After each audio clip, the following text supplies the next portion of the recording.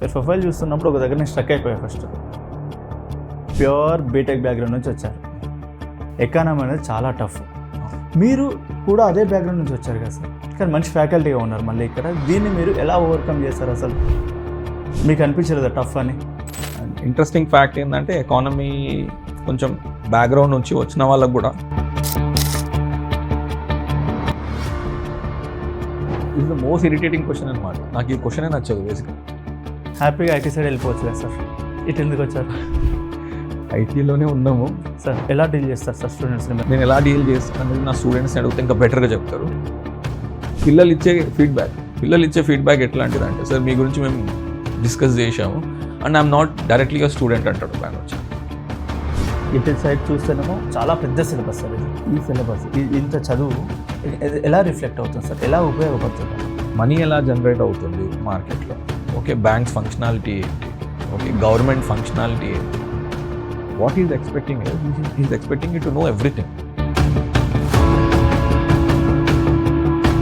అది నా లిస్ట్ అనేది మార్కెట్తో ఏ బుక్తో సంబంధించింది కాదు. Current affairs daily news paper follow అవుతుంది, రెగ్యులర్ క్లాస్ నోట్స్ కనుక ఫాలో అయితే స్టూడెంట్స్ దగ్గర నా ఐడెంటిఫికేషన్ ఏదైనా ఉండాలంటే నా క్లాస్ నోట్సే. సో ఇక్కడ ఏంటంటే అందరూ రాస్తారు, కానీ ఎగ్జామ్కి వచ్చేసరికి కొందరు సక్సెస్ అవుతారు, కొందరు ఫెయిల్ అవుతారు. మార్కెట్లో బేసికలీ ఏంటంటే సక్సెస్ అండ్ ఫెయిల్యూర్ విడదీసి మాట్లాడతారు.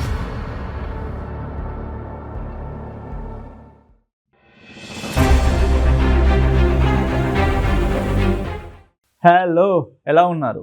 ఈరోజు పాడ్కాస్ట్లో పోటీ పరీక్షల్లోనే అత్యంత టఫ్గా పరిగణించే ఒక సబ్జెక్ట్ ఎకానమీ. దాని గురించి సింపుల్గా మనం ఎలా డీల్ చేయొచ్చు, ఎలా నేర్చుకోవచ్చు, దానికి స్టాండర్డ్ బుక్స్ ఏముంటాయి, పర్సనల్ నోట్స్ ఏముంటాయి, డేటా స్టార్ట్స్ని ఎలా గుర్తుపెట్టుకోవాలి, లేదా బడ్జెట్ని ఎలా గుర్తుపెట్టుకోవాలి, ఫ్యూచర్లో రాబోయే ఎగ్జామ్స్లో అసలు ఎకానమీ వెయిటేజ్ ఎలా పెరగబోతుంది, వీటన్నిటిని కంపేర్ చేస్తూ ఈ వీడియో అనేది ఉండబోతుంది. సో నాతో పాటు ఉన్నారు most senior economy faculty Fazal sir. Sir నమస్తే, ఎలా ఉన్నారు సార్? బాగున్నా. సో మోస్ట్లీ మిమ్మల్ని ఇక్కడ ఫస్ట్ షోకి పిలవగానే నేను ఒకసారి మీ ప్రొఫైల్ చూస్తాను సార్. మీరు ప్రొఫైల్ చూస్తున్నప్పుడు ఒక దగ్గర నేను స్ట్రక్ అయిపోయాను. ఫస్ట్ మీరు ప్యూర్ బీటెక్ బ్యాక్గ్రౌండ్ నుంచి వచ్చారు, కానీ మీరేమో 2 స్టేట్స్లో ఎకానమీకి మంచి ఫ్యాకల్టీగా ఉన్నారు.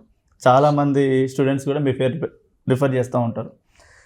కానీ ఇక్కడ స్టూడెంట్స్ ఏమో మ్యాథ్స్ బ్యాక్గ్రౌండ్ నుంచి వచ్చిన వాళ్ళు, బీటెక్ బ్యాక్గ్రౌండ్ నుంచి వచ్చిన వాళ్ళు ఇక్కడికి వచ్చిన తర్వాత ఇబ్బందులు పడుతూ ఉంటారు. అంటే కాంపిటేటివ్ ఎగ్జామ్స్లో ఎకానమీ అనేది చాలా టఫ్. మీరు కూడా అదే బ్యాక్గ్రౌండ్ నుంచి వచ్చారు కదా సార్, కానీ మంచి ఫ్యాకల్టీగా ఉన్నారు. మళ్ళీ ఇక్కడ దీన్ని మీరు ఎలా ఓవర్కమ్ చేస్తారు? అసలు మీకు అనిపించలేదా టఫ్ అని? బేసికలీ అన్ని సబ్జెక్ట్స్లో ఎకానమీ టఫ్ అనేది 100% ట్రూ ఫ్యాక్ట్. అది వాటిని మనం ఎలానే ఇగ్నోర్ చేయం.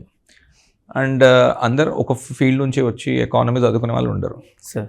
అండ్ ఇంట్రెస్టింగ్ ఫ్యాక్ట్ ఏంటంటే ఎకానమీ కొంచెం బ్యాక్గ్రౌండ్ నుంచి వచ్చిన వాళ్ళకు కూడా కాంపిటేటివ్ ఎగ్జామ్స్లో ఎకానమీ అనేది మళ్ళీ ఒక డిఫికల్ట్ టాస్క్. సార్. సో ఇవన్నీ చూసాం కాబట్టి on a composite note economy అనేది ఎంత సింప్లిఫైడ్గా చెప్తే మనం స్టూడెంట్స్కి ఎంత నచ్చుతాం. ఎందుకంటే ఒక బేసికల్లీ ఒక సబ్జెక్ట్ మీద బాగా ఫేర్ ఉన్నప్పుడు అది మనము ఒక క్రిప్స్ లాగా ఒక సింప్లిఫైడ్ నోట్ లాగా వాళ్ళకి ఇస్తే అండ్ ఆబ్వియస్లీ మీ పేరే పీక్స్లో ఉంటుంది.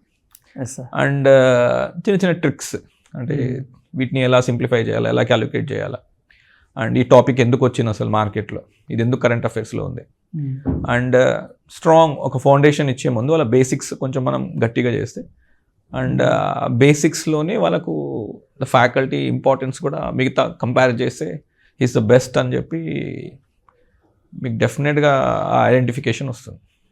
బీటెక్ చేస్తారు మరి మీరు, హ్యాపీగా ఐటీ సైడ్ వెళ్ళిపోవచ్చు కదా సార్, ఇటు ఎందుకు వచ్చారు? ఐటీలోనే ఉన్నాము సార్, సాఫ్ట్వేర్లోనే ఉన్నాను, సాఫ్ట్వేర్లో వర్క్ చేశాను అండ్ అబ్రాడ్లో కూడా ఉన్నాను. I been to many countries. స్పెయిన్లో వర్క్ చేశాను నేను, నెదర్లాండ్స్లో ఉన్నాను. బేసికలీ యూరోప్ బేస్డ్ ప్రాజెక్ట్ ఉండే కాబట్టి యూరోప్ బేస్డ్ ప్రాజెక్ట్లో మోస్ట్ కంట్రీస్లో ఉన్నాను. అండ్ తర్వాత ఇంజనీరింగ్ సర్వీసెస్ కోసము ప్లస్ యూపీఎస్సి ఇలా సోషాలజీ యాజ్ ఆప్షనల్. సో ఈ విధంగా my journey has started. And economy అనేది నేను ఎప్పుడు ఎకానమీ చెప్పాలి అని కాదు, ఒక interest level of the subject అంతే. ప్లస్ నాకు ఒక సీనియర్ ఉండేవాడు శివ అన్న అని, ఆయన గురించి ఆల్మోస్ట్ అన్ని క్లాసెస్లో నేను చెప్తాను. జస్ట్ నాకు ఒక మెటీరియల్ చేసి ఇవ్వండి అని చెప్పి అడిగాడు అన్న. సో ఆ మెటీరియల్ కూడా నేను చేసి ఇచ్చాను, కొంచెం బాగా చేశాను. అంటే ఓన్గా మెథడ్లో మెటీరియల్ చేయడం అంటే టైప్ చేయడం కాదు, రాయడం. సో నేను రాసి నీట్గా టాపిక్స్ని కవర్ చేసి ఇచ్చాను. సో మేబీ ఆ డైరెక్టర్కి నచ్చింది బాగా, అంటే ఇది ఇంత సింప్లిఫైడ్గా చెప్తున్నారు, పిలిపించి then he started giving me కొంచెం క్లాసెస్ చెప్పండి అని చెప్పి it all started with such small homework లాంటిది. సో దెన్ మన ఇంట్రెస్ట్ లెవెల్ మనకు కూడా తెలిసింది that this is our strong field, strong subject అన్నప్పుడు, అండ్ మన డెలివరీ కూడా పిల్లలకు రీచ్ అవుతుంది కాబట్టి, and automatically you will get that identification. అంటే మామూలుగా ఎలా డీల్ చేస్తారు సార్ స్టూడెంట్స్ని మీరు? అంటే క్లాస్ రూమ్కి వచ్చేటప్పుడు ఖచ్చితంగా ఎకానమీ అంటే చాలా ఫియర్తోనే వస్తారు సార్, ఎందుకంటే స్టార్ట్స్ ఉంటుంది, డేటా ఉంటుంది, ఇయర్స్ గుర్తుపెట్టుకోవాలి. అప్పుడెప్పుడో ఇండిపెండెన్స్ దగ్గర నుంచి ఇప్పటి వరకు కొన్నిసార్లు ఇయర్స్ గుర్తుపెట్టుకోవాల్సి వస్తుంది, కొన్నిసార్లు డేటా గుర్తుపెట్టుకోవాల్సి వస్తుంది. అంటే కొన్నిసార్లు సిలబస్లో 5 years ప్లాన్స్ ఉన్నాయి, కొన్ని సిలబస్లో లేవు. ఇవన్నీ కూడా వీళ్ళు మెజర్మెంట్ చేసుకోవాల్సి వస్తుంది. మీరు ఎలా టీచ్ చేస్తారు స్టూడెంట్స్కి ఇవన్నీ మీరు దృష్టిలో పెట్టుకొని? నేను ఎలా డీల్ చేస్తాను అనేది నా స్టూడెంట్స్ని అడిగితే ఇంకా బెటర్గా చెప్తారు. Yes sir. Why? Because ultimately ఆ ఫ్రూట్స్ని ఎంజాయ్ చేసేది వాళ్ళే. మన రెస్పాన్సిబిలిటీ అనేది ఎంత సింప్లిఫైడ్గా అలాంటి టాపిక్ ఇచ్చామా, plus current relevance. I always say that chapter wise మనం చెప్పేటప్పుడు, చాప్టర్ వైజ్ డివిజన్ ఉన్నప్పుడు ఒక బేసిక్ కంటెంట్స్ అనేది వాళ్ళకి మనం ఎంత సింప్లిఫైడ్గా ఇవ్వాలంటే, for example I always take an example of A general. మా క్లాస్ విన్నా కూడా సార్ మీకు పిల్లలు ఇచ్చే ఫీడ్బ్యాక్ ఎట్లాంటిది అంటే, సార్ మీ గురించి మేము డిస్కస్ చేసాము and I'm not directly your student అంటాడు ఆయన వచ్చి. సో దట్ నా roommate is your student and we discuss this topics and thank you అని చెప్తాడు చాలామంది. So I get that. అంటే నా డైరెక్ట్ స్టూడెంట్స్ కన్నా ఒక ఇండైరెక్ట్ పర్సన్ వచ్చి చెప్పేటప్పుడు it's a big compliment for me. So అది ఎందుకు చెప్పిండంటే, బేసికలీ సార్ జనరల్గా I take an example, very general examples. అంటే ఒక బ్యాంక్ ఫంక్షనాలిటీ ఏంటి, ఓకే, ప్లస్ మనం జీడిపి ఎలా క్యాలిక్యులేట్ చేస్తాం, నాబార్డ్ దేనికి సంబంధించింది. ఇప్పుడు ప్రెసెంట్లీ మన ఎకనామికల్ గ్రోత్, ఎకానమీ అంటే ఏంది బేసికలీ, ఓకే, సప్లై అంటే ఏంది, డిమాండ్ అంటే ఏంది, చిన్న చిన్న ఎగ్జాంపుల్ తీసుకోవచ్చు. మనం ఆటోమొబైల్ తీసుకోవచ్చు. Plus I give an example of different vehicles. మనం ముందు వాడేటప్పుడు వెహికల్స్ ఒకలాగున్నాయి, ఇప్పుడు ఒకలాగున్నాయి. Over a period of time automation అవుతున్నాయి. ప్లస్ మన దగ్గర ఉన్న అసోసియేషన్ ఆఫ్ రా మెటీరియల్స్ ఏంటి, మనం బయట నుంచి ఇంపోర్ట్ చేసుకుంటున్నామా, ఎక్స్పోర్ట్ చేసుకుంటున్నామా, దీని రిలవెన్స్ ఏంటి. ప్లస్ ఇప్పుడు మనం 5 trillion ఎకానమీ అంటున్నాం, దీని రిలవెన్స్ ఏంటి, ఓకే. అండ్ ప్లస్ ఒక సింపుల్ ఎగ్జాంపుల్స్ ఇస్తూ, అంటే ఎకానమీ జనరల్ ఎలా జనరేట్ అవుతుంది మన కంట్రీలో. Plus India is the fastest growing economy అంటున్నాం, ఎందుకు అంటున్నాం. ప్లస్ మనకు వికసిత్ భారత్ అంటే ఏంది, అమృత్ కాల్ అంటే ఏంది. సో ప్లస్ మోస్ట్ థింగ్స్ మనం కరెంట్ రిలవెన్స్లో చెప్తే, వీళ్ళు ఏంటంటే న్యూస్ పేపర్స్ కూడా వీళ్ళు రెగ్యులర్గా చదువుతారు, చూస్తూ ఉంటారు. ప్లస్ మనం ఒక బేసిక్ కంటెంట్, స్ట్రాంగ్ ఫౌండేషన్స్ అలా ఇస్తే obviously they will feel better. And thematic presentation అండి, బేసికలీ ఏ టాపిక్ అయినా థిమాటిక్ ప్రజెంటేషన్లో ఇచ్చి డ్రా చేసి ఒక పిక్చర్ ఫామ్లో మనం చూపించి, అంటే ఎకానమీని అర్థం చేసుకోవడానికి నువ్వే అక్కడ నిలబడి మార్కెట్లో నువ్వు చూస్తే నీ చుట్టుపక్కల వేరియస్ ఇన్స్టిట్యూషన్స్ నీకు కనబడతాయి. ప్రతి ఒక్క ఇన్స్టిట్యూషన్కి ఒక ఫంక్షనాలిటీ ఉంటుంది. సో నిలబడి నువ్వు అన్ని ఇన్స్టిట్యూషన్స్కి వాడాల్సిన అవసరం లేదు, కానీ బేసికలీ జనరల్ కొంచెం వరకు పర్స్పెక్టివ్లో నువ్వు అర్థం చేసుకుంటే ఆ ఇన్స్టిట్యూషన్ ఏం పర్ఫామ్ చేస్తున్నాయి అని మనకు తెలుసు చాలు. సో ఐ జస్ట్ మార్కెట్కి వెళ్ళి నేను ఒక బ్రెడ్ ప్యాకెటే కొన్నాను, బిస్కెట్ ప్యాకెటే కొన్నాను. ఈ బ్రెడ్ ప్యాకెట్ ఆర్ బిస్కెట్ వీటి ప్రాసెసింగ్ ఏంటి అంటే, ఎన్ని ఇన్స్టిట్యూషన్స్ ఇన్వాల్వ్ ఉన్నాయి. ఒక చిన్న బ్రెడ్ ప్యాకెట్ మనం ఏం 20-30 రూపీస్ పెట్టి బ్రెడ్ ప్యాకెట్ కొంటాం. సో నేను ఇలాంటి ఎగ్జాంపుల్సే ఇస్తాను. సో మనం మార్కెట్లో టీ తాగుతాం. సో ఈ టీ ప్రొడ్యూస్ చేసుకోవడానికి, for example I always give an example of Niloufer, because ఆమె టీ లవర్ కాబట్టి నేను చిన్న ఎగ్జాంపుల్సే ఇస్తాను. Plus I love cars, 4-wheelers 2-wheelers కాబట్టి వీటి ఎగ్జాంపుల్సే ఇస్తూ ఉంటాను. ప్లస్ మనం వెళ్ళి టీ తాగినా కూడా ఫ్యాక్టర్స్ ఆఫ్ ప్రొడక్షన్, అంటే ఈ టీ మనకు కనబడవు, అంటే బ్యాక్గ్రౌండ్లో ఎంతమంది పనిచేస్తున్నారు, దీని రా మెటీరియల్స్ ఏవేవి ఉన్నాయి, ఇన్వెస్ట్మెంట్స్ ఎంత ఉన్నాయి, ప్రాఫిట్స్ ఏవేవి ఉన్నాయి. సో ఇలా చిన్న ఎగ్జాంపుల్స్ ఇవ్వడం వల్ల వాళ్ళకి నచ్చుతాయి. బేసికలీ మనం ఏదో క్లాస్లో వచ్చి టెక్స్ట్ బుక్ ఓపెన్ చేయించేసి రాసుకోండి జీడిపి అంటే, they did not pay for that. They want to learn reality. ఇదేదో ఎప్పుడో కాలంలో అయిపోయింది, బుక్స్లో ప్రింట్ అయ్యాయి, మనం ఎక్స్ప్లెయిన్ చేస్తున్నామంటే దానికి అవసరం లేదు. ఈరోజు వచ్చిన స్టూడెంట్, నా ఇంటెన్షన్ ఈరోజు వచ్చిన స్టూడెంట్ నేను క్లాస్ అటెండ్ చేస్తే రేపు వచ్చి ఒక 2 hours మళ్ళీ కూర్చోవాలా అంటే he should have that strong motivation to attend the class. So ఆ పాయింట్ ఆఫ్ టైంలోనే ఆ మోటివేషన్ కోసం అన్నా అరే సంథింగ్ అంటే ఒక 2 hours నేను కూర్చున్నా అంటే ఏదో ఒకటి నేను నేర్చుకున్నా అనే ఫీలింగ్, ప్లస్ బ్యాక్గ్రౌండ్లో ఇంత జరుగుతుందా అనే ఒక పాయింట్ని అతను అనలైజ్ చేసుకున్నాడు అంటే ఆబ్వియస్లీ రెగ్యులర్గా రావడం నేర్చుకోవడం అనేది కంపల్సరీ. సార్ కొంచెం ముందుకు వస్తే సార్ యూపీఎస్సీ సైడ్ వెళ్దాం ఒకసారి. Okay, last 5 years question patterns కనుక క్వశ్చన్ పేపర్స్ కనుక ఒకసారి అబ్జర్వ్ చేసినట్టయితే ఇయర్కి 2-3 పెరుగుతూనే ఉన్నాయి. అవును, 15 నుంచి 18 వచ్చాయి, 22 మొన్న అయితే 25 వరకు కూడా వచ్చాయి. అవును. సో అంటే మీరు ఎలా అనాలిసిస్ చేస్తారు సార్, ఇది ఎందుకు ఇంతగానం ఇంత వరకు ఈ వెయిటేజ్ అనేది పెరుగుతుంది? బికాజ్ ఇది ట్రెండింగ్ సబ్జెక్ట్ అండి. ఈ సబ్జెక్ట్ని అయితే యూపీఎస్సీ అయినా స్టేట్ సర్వీస్ అయినా ఇగ్నోర్ చేయరు సార్, చేయలేరు కూడా. సార్ ఎందుకంటే ఈ ప్రీడిఫైన్డ్ ఇంకా ఇందులో నుంచి క్వశ్చన్స్ ఇన్ని రావచ్చు. 15 questions అయితే ఆన్ యావరేజ్ మనకు లాస్ట్ 5 years చూసుకుంటే యూపీఎస్సీలో ఒక 15 questions అయితే మనం యావరేజ్గా వస్తున్నాయి అంటే 30 marks. అవును sir, 30 marks is a big number. నువ్వు ఎకానమీ చదవకుండా బేసిక్స్ ఇంత అర్థం చేసుకోకుండా ఆ టర్మినాలజీస్ న్యూస్ పేపర్స్ చదవకుండా నువ్వు యూపీఎస్సీకి వెళ్ళి మిగతా సబ్జెక్ట్స్తో నేను క్లియర్ చేసేస్తా అంటే that's very wrong. Very wrong ఎందుకంటున్నా అంటే ఇంపాసిబుల్ టాస్క్ అవుతుంది. అంటే నీ స్కోర్స్ తగ్గే ఛాన్స్ అవుతుంది. మేబీ మిగతా సబ్జెక్ట్స్లో నువ్వు కంట్రోల్ చేయకపోతే ఎకానమీ ద్వారా కూడా మొత్తం పేపరే పోయే ఛాన్స్ ఉంది.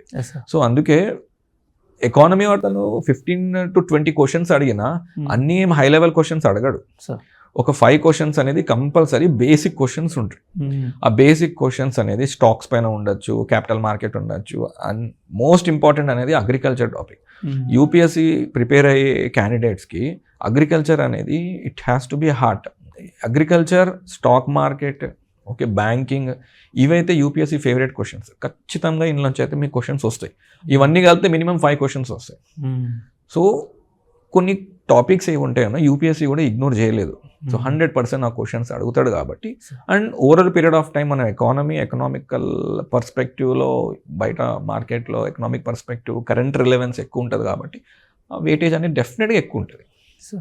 ఓవర్ పీరియడ్ ఆఫ్ టైం ఇంకా పెరిగే ఛాన్సెసే ఉంది కానీ తగ్గే ఛాన్స్ అయితే లేదు. సో మీరే అంటున్నారు అంటే ఫ్యూచర్లో ఇంకా క్వశ్చన్స్ పెరిగే ఛాన్సెస్ వెయిటేజ్ పెరుగుతుంది అంటున్నారు. ఇటు సైడ్ చూస్తేనేమో చాలా పెద్ద సిలబస్ సార్ ఇది. ఇంత సిలబస్ వీళ్ళు ఇంత సంవత్సరాలుగా చదివి జాబ్ క్రాక్ చేశారు. వాళ్ళ జాబ్లో ఈ సిలబస్ ఇంత చదువు ఎలా రిఫ్లెక్ట్ అవుతుంది సార్, ఎలా ఉపయోగపడుతుంది వాళ్ళకి ఒక ఎంప్లాయీగా? ఖచ్చితంగా అన్ని సబ్జెక్ట్స్కు మన ఫ్యూచర్లో జాబ్లో రిలవెన్స్ ఉంటుంది అంటే 100% అయితే మనం అనుకోలేము. కానీ కొన్ని సబ్జెక్ట్స్, ఫర్ ఎగ్జాంపుల్ ఎకానమీ ఉందనుకోండి, 100% మనకు యూజ్ అవుతుంది. ఎందుకంటే ఇది కాంపిటేటివ్ ఎగ్జామ్స్కి మనకు సిలబస్లో ఉందా లేదా అని పక్కన పెడితే మన డైలీ లైఫ్ రిలవెన్స్ అయితే ఖచ్చితంగా ఉంటుంది ఇందులో.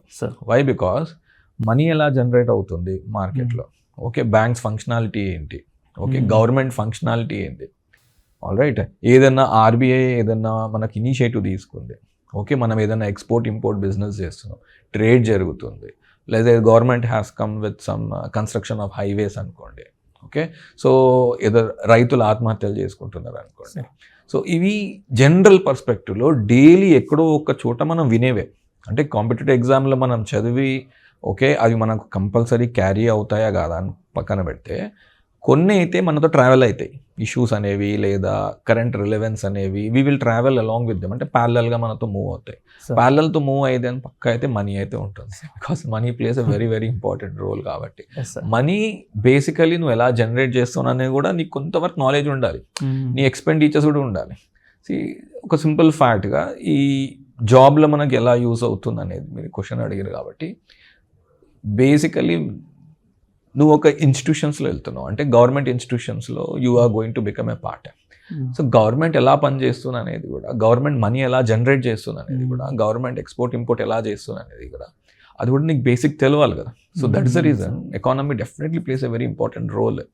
ఇప్పుడు ప్రిపరేషన్లో ఉండొచ్చు, నువ్వు జాబ్ కొట్టినా కొట్టకపోయినా it is part of your life. It will teach you many things. And in fact competitive ఎగ్జామ్కి వచ్చాడంటే ఇంకా కొంచెం ఎక్కువ నేర్చుకుంటాడు. సార్ ప్రిపరేషన్ గురించి మనం మాట్లాడుతున్నాం కాబట్టి బిగ్గెస్ట్ టాస్క్ అనేది ఎవ్రీ ఇయర్ బడ్జెట్ని ప్రిపేర్ అవ్వడం సార్. అవును, మార్చ్లో యూనియన్ బడ్జెట్ సర్వే కూడా, అండ్ ఇక్కడేమో మనకు జూన్ జూలైలో ఇక్కడ వస్తుంది. స్టూడెంట్స్కి మెయిన్ టాస్క్ అయితే ఇదే సార్. అంటే ఎవ్రీ ఇయర్ ఇది గుర్తుపెట్టుకోవాలా, ఇంత పెద్ద బడ్జెట్. ఒకవేళ ఆ సర్వే బుక్ మనం తీసుకొని చదివినా 1 మంత్ పట్టుద్ది సార్. అవును. ఇటు సైడ్ చూస్తేనేమో వెయిటేజ్లో ఏమో సర్వే బడ్జెట్కి ఇంపార్టెన్స్ పెరుగుతూనే ఉంది. దీన్ని ఎలా ఓవర్కమ్ చేయాలి, అండ్ దీని కంటిన్యూషన్లో యూనియన్ బడ్జెట్ని అలాగే స్టేట్ బడ్జెట్ని ఎలా ఇంటర్లింక్ చేసుకుంటూ చదివితే స్టూడెంట్ మోర్ బెనిఫిట్. బడ్జెట్ అనేది ఎవ్రీ ఇయర్ వస్తుంది, అయితే ఖచ్చితం. సార్ అండ్ మూవింగ్ ఫార్వర్డ్ ఈ బడ్జెట్ లేదా సర్వే అనేది మనకు యాడిషన్ అవుతూనే ఉంటాయి. ఫర్ ఎగ్జాంపుల్ ఇప్పుడు సర్వే అనేది వెరీ ఇంపార్టెంట్. సర్వే అంటే what does survey teach you, ప్రీవియస్గా మన అచీవ్మెంట్స్ ఏంటి అని సర్వే చెప్తాం. అంతే సార్. బడ్జెట్ అంటే మనం తీసుకోబోయే స్టెప్స్, నెక్స్ట్ తీసుకోబోయే స్టెప్స్ ఏంటి, గవర్నమెంట్, స్టేట్ అయినా సెంట్రల్ అయినా. సో బోత్ ఆర్ ఇంపార్టెంట్ నన్ను అడిగితే. What is your achievements, what are your steps, both are important. 100% అన్నీ చదవాల్సిన అవసరం లేదు, కానీ మోస్ట్ ఇంపార్టెంట్ అంటే మనకు సిలబస్ రిలవెన్స్గా చూసుకుంటే ఇన్ఫ్రాస్ట్రక్చర్, ఇన్వెస్ట్మెంట్ మోడల్స్, ఈ FDI models, agriculture as I told you, plus public debt very very important topic nowadays. Why? Because మీరు చూస్తే స్టేట్ గవర్నమెంట్స్ డెట్స్ అనేవి లేదా సెంట్రల్ గవర్నమెంట్ డెట్స్ అనేది, ఓకే, బారింగ్ లెండింగ్ ఫినామినా అనేది, మన investments phenomena అనేది పెరుగుతూనే ఉన్నాయి. కాబట్టి ఇట్లాంటి టాపిక్స్, ఇట్లాంటి చాప్టర్స్ అనేది వెరీ వెరీ ఇంపార్టెంట్. కొన్ని అన్నీ చదవకపోయినా కొన్ని terminologies as for example FRBM act, for example physical deficit, for example primary deficit, revenue deficit. So plus కొన్ని IMF అంటే for example debt to GDP ratio అని కొన్ని టర్మినాలజీస్ ఉంటాయి. ఈ కొన్ని టర్మినాలజీస్ బ్యాక్గ్రౌండ్ నేర్చుకుంటూ ప్రజెంట్ బడ్జెట్కు రిలవెన్స్. ఎందుకంటే ఎకానమీలో మనకు కొన్ని ఇంపార్టెంట్ చాప్టర్స్ ఉంటాయి. One important chapter is physical policy చాప్టర్లో కంప్లీట్ క్లాసిఫికేషన్ ఆఫ్ బడ్జెట్ చదవాలి. బడ్జెట్ ఏంది, బడ్జెట్లో గవర్నమెంట్ ఎట్లా ఖర్చు పెడుతుంది, ఓకే, గవర్నమెంట్కి వచ్చే రిటర్న్స్ ఏవి, like taxes, non taxes, okay, plus investments, capital account ఏంది, ప్లస్ గవర్నమెంట్ బారోయింగ్ ఏదైనా తీసుకుంటుందా, గత గవర్నమెంట్ ఏదైనా లోన్స్ తీసుకుంటే వాటిపై మనం ఏదైనా ఇంట్రెస్ట్ కడుతున్నామా. సో ఈ ఇయర్ మనం UPSC ప్రిలిమినరీ క్వశ్చన్స్ చూసుకోండి, ఈ ఫిజికల్ పాలసీ చాప్టర్ నుండే దాదాపు 2 to 3 అంటే బడ్జెట్, ఇప్పటివరకు బడ్జెట్ టర్మ్స్ డెఫినేషన్స్ కాకుండా కొంతవరకు ఫార్ములాస్ కూడా అడిగాడు. హౌ టు క్యాలిక్యులేట్, ఓకే, ఏది perfect method of calculating. So అంటే what is expecting is expecting you to know everything, కానీ కొంతవరకు బేసిక్స్ ఉంటే it could be very very better. Facts అనేది, టర్మినాలజీస్ అనేది, డేటా అనేది మనకు మెయిన్స్లో యూజ్ అవుతుంది, కానీ ప్రిలిమ్స్లో అయితే డెఫినెట్గా ఆ టర్మినాలజీస్, టర్మ్స్, ప్రీ కండిషన్స్ ఏది ఉంటే బెటర్, క్యాపిటల్ ఫార్మేషన్ చేయడానికి విచ్ ఇస్ బెటర్. సో అలాంటి క్వశ్చన్స్ వస్తున్నాయి మనకు. అండ్ ఖచ్చితంగా బడ్జెట్ అనేది, సర్వే అనేది చదవాలి. చదివి ఆ బ్యాక్గ్రౌండ్ టర్మినాలజీని చూసుకుంటూ ప్రజెంట్ బడ్జెట్లో డేటా మనం తీసుకుంటే it could be better. So అంటే స్టూడెంట్ చదవడానికి సార్ సోర్సెస్ కనుక చూసినట్టయితే స్టాండర్డ్ బుక్స్ కానీ ఇంకా రిమైనింగ్ సోర్సెస్ ఇంకా ఏముంటాయి సార్? నేను క్లాస్లో వెళ్ళగానే ఫస్ట్ డే లిస్ట్ రాస్తాను, వెళ్ళగానే బుక్స్ రా. Is the most irritating question అనమాట. నాకు ఈ క్వశ్చనే నచ్చదు బేసికల్. వెళ్ళగానే ఎన్నిసార్లు చెప్పినా మళ్ళీ క్లాస్ తర్వాత వచ్చి అడుగుతారనమాట, సార్ ఇది చదివితే బెటరా, ఈ బుక్ చదివితే బెటరా అని. నా లిస్ట్ అనేది మార్కెట్తో ఏ బుక్తో సంబంధించింది కాదు.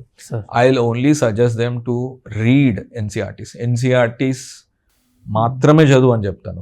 First complete all your NCERTs అని చెప్తాను. ఎస్పెషల్ ఎకానమీ అయితే 2 books చెప్తాను. ఒకటేమో మ్యాక్రో చదవండి, okay, and macro economy. And second one Indian economic development. ఇది ప్రతి స్టూడెంట్కి తెలుసు, ఇది 2 books చెప్తాను. సెకండ్ రెగ్యులర్ న్యూస్ పేపర్స్ చదువు. థర్డ్ ఇంపార్టెంట్ క్లాస్ నోట్స్ చదువు. క్లాస్ నోట్స్లో దాదాపు 15 to 20 చాప్టర్స్ చెప్తాను, సివిల్ సర్వీస్ అయినా గ్రూప్స్కి అయినా. సివిల్ సర్వీసెస్ మనకు పేపర్ 3లో మెయిన్స్ రిలేటెడ్ చూసుకుంటే మొత్తం మ్యాక్సిమం కరెంట్ అఫైర్స్ సంబంధించినే ఉంటుంది. సో నువ్వు current affairs daily news paper follow అవుతూ రెగ్యులర్ క్లాస్ నోట్స్ కనుక ఫాలో అయితే that is more than enough to clear the exam.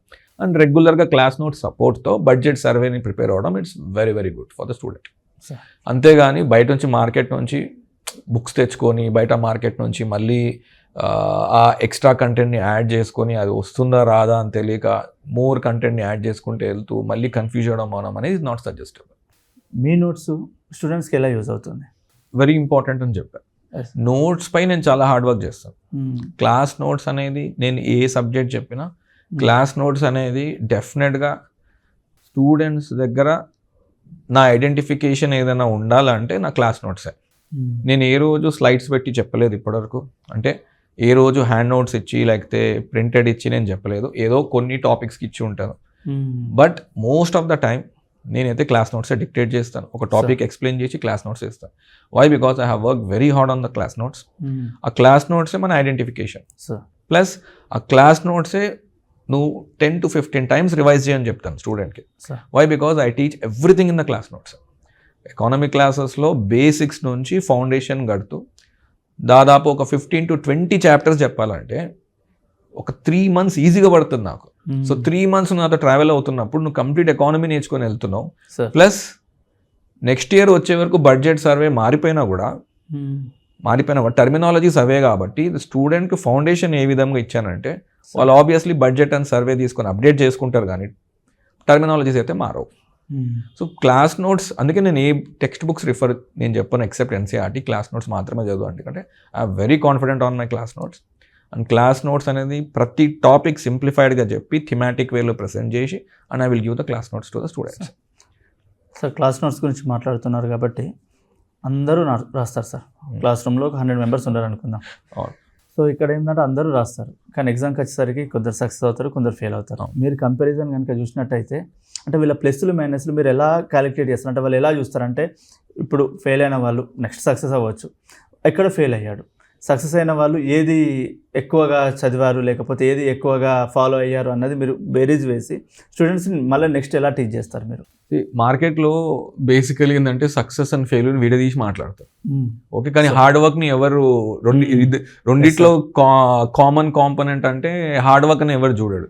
Success అవడానికి రీజన్స్ అనేది ఎక్కువ ఉండకపోవచ్చు, బట్ సక్సెస్ అనేది హార్డ్ వర్క్తో లింక్ చేసేసి అదొక్కటే main reason, like that strong factor అని చెప్పేస్తారు. అదే ఫెయిల్యూర్ అనుకోండి, ఇంకా రీజన్స్ అనేది తవ్వుతూనే పోతారు. వాట్ ఇస్ ద రీజన్స్ అని అందరు దోవే ముందు ఫస్ట్ మనమే దోవుకుంటాం, ఇది చేయలేదు అది చేయలేదు అని చెప్పేసి. కానీ రెండిట్లో ఇప్పుడు ఒక జెన్యూన్గా క్యాండిడేట్ని తీసుకుంటే ఖచ్చితంగా హార్డ్ వర్క్ చేసే ఉంటాడు, కానీ సక్సెస్ అవ్వాలంటే చాలా వరకు కాంపోనెంట్స్ యాడ్ అవుతాయి, చాలా ఫ్యాక్టర్స్ నీకు ఫేవరబుల్లో ఉండాలి, అప్పుడే you will become 100% success. And success అయిన క్యాండిడేట్ స్ట్రాటజీ చూసుకుంటే అందరు ఒక స్ట్రాటజీ చెప్పారు, ప్రతి ఒక్కరు ఒక్కొక్క స్ట్రాటజీ చెప్పుకుంటారు. అండ్ ఫెయిల్యూర్ అయిన క్యాండిడేట్ అనుకోండి, for example who did not clear the exam, I don't call them as failure any of the time. You tried, but if something is better you try for something else అని చెప్తాను. అంతేగాని నువ్వు ఎగ్జామ్లో fail అయిపోయావు ఇంకా నువ్వు దేనికి పనికి రావు అలాంటి టర్మినాలజీస్ నేను ఎప్పుడు నా స్టూడెంట్స్కి వాడాను. అసలు ఫెయిల్యూర్ అనేది కాన్సెప్టే తీసేయాలి. You tried and you are given you 100%, కానీ అక్కడ ఉన్న ఫ్యాక్టర్స్ నీకు ఫేవరబుల్గా కాదు. You should try somewhere else and try to achieve something better. కానీ ఆ ఫెయిల్ అయ్యడంలో నువ్వు ఏదో ఒకటితే నేర్చుకున్నావు, but you're not a failure. నువ్వు ఏదో ఒకటి నేర్చుకున్నావు and you see some change in yourself. నువ్వు కొంచెం చేంజ్ అయ్యి ముందుకు వెళ్తావు, వేరే ఏదైనా బెటర్ ఆప్షన్ తీసుకుంటావు. అంతేగాని నువ్వు ఫెయిల్ అయిపోయావు అక్కడితో నేను లైఫ్ ఆగిపోయిందని చెప్పేసి నేను ఎప్పుడు నా స్టూడెంట్స్ని అన్నాను. ప్లస్ అది అన్నా కూడా that's a biggest demotivating factor అవుతుంది. యాజ్ ఎ ఫ్యాకల్టీ సక్సెస్ అయినా what are the most important determinants made him to successful అని చెప్పేసి మనం కొన్ని పాయింట్స్ ఇవ్వాలి. ఫెయిల్యూర్ అయినా బెస్ట్ థింగ్ ఏంది, నువ్వు ఎందుకు ఫెయిల్ అయ్యావు అనేది కొన్ని ఐడెంటిఫై చేసుకుని అది మళ్ళీ రిపీట్ అవ్వకుండా చూసుకుంటే you will become a best human. Competitive exam ఒకటే కాదు, they are so many things in life. So అందులో కూడా నువ్వు సక్సెస్ఫుల్ అవ్వాలంటే డెఫినెట్గా కన్సిస్టెన్సీ అనేది నువ్వు మెయింటైన్ చేయాలి, రిపీటెడ్గా హార్డ్ వర్క్ అనేది నువ్వు మెయింటైన్ చేయాలి. అండ్ మిగతా మీరు చెప్పినట్టే అండ్ మిగతా మీకు బెటర్గా తెలుసు. అండ్ నెక్స్ట్ మీ జర్నీలో, మీ ఫ్యాకల్టీ జర్నీలో కొన్ని గుర్తుంచుకునే మూమెంట్స్ ఉంటాయి. కొందరు స్టూడెంట్స్తో మీరు మాట్లాడుతున్నప్పుడు అంటే చాలామంది క్లాస్లో ఉన్న కొందరు మీరు పర్టికులర్ గుర్తుపెట్టుకొని వాళ్ళు అడిగిన డౌట్స్ కానివ్వండి, లేకపోతే వాళ్ళ కష్టం చూసినప్పుడు వాళ్ళ హార్డ్ వర్క్ చూసినప్పుడు భలే ఇలాంటి మూమెంట్స్ మీకు ఏమైనా ఉన్నాయా సార్? డెఫినెట్గా ఒక క్లాస్ రూమ్లో మినిమం ఒక 100 members ఉంటే ఒక్కొక్కరు ఒక బ్యాక్గ్రౌండ్ నుంచి వస్తారు, ఒక్కొక్కరు డిస్ట్రిక్ట్ నుంచి వస్తారు, ఒక్కొక్కరికి స్టేట్ నుంచి వస్తారు. అండ్ ప్రతి ఒక్కరిది ఒక డిఫరెంట్ కైండ్ ఆఫ్ బ్యాక్గ్రౌండ్ వల్ల డిఫరెంట్ కైండ్ ఆఫ్ ప్రాబ్లమ్స్ వాళ్ళు క్యారీ చేస్తారు. So over a period of time అందరి ప్రాబ్లమ్స్ ఒకటి కావు బేసికల్లీ.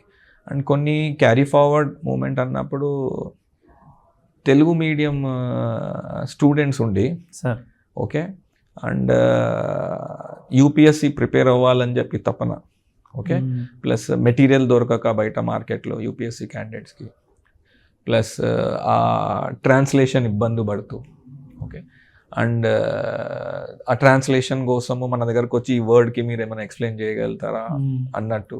ప్లస్ ఆ జీల్ ఉంటుంది కదా. సో బేసికలీ ఇంగ్లీష్ మీడియం అంటే మనకు డైరెక్ట్గా మెటీరియల్ దొరుకుతుంది, ప్లస్ మనకు ఏఐ ఇవన్నీ మనం యూజ్ చేసుకుంటున్నాం, చాట్ జీపీటీలు ఇవన్నీ. కానీ తెలుగు మీడియం స్టూడెంట్స్కి అయితే కొంతవరకు ఫేవరబుల్ లేదు అనిపిస్తుంది యూపీఎస్సీకి మార్కెట్. ప్లస్ ఎందుకంటే ఇప్పుడు యూపీఎస్సీ క్వశ్చన్ పేపర్ తీసుకున్న తెలుగు అండ్ ఇంగ్లీష్ ఒక ఇంట్రెస్టింగ్, తెలుగులో లేదు మనకి హిందీ అండ్ ఇంగ్లీష్లో. సో ఒక ఫ్యాక్ట్ ఏంటంటే రేషనలైజేషన్ అని ఒక వర్డ్ ఇచ్చాడండి ఎకానమీలో.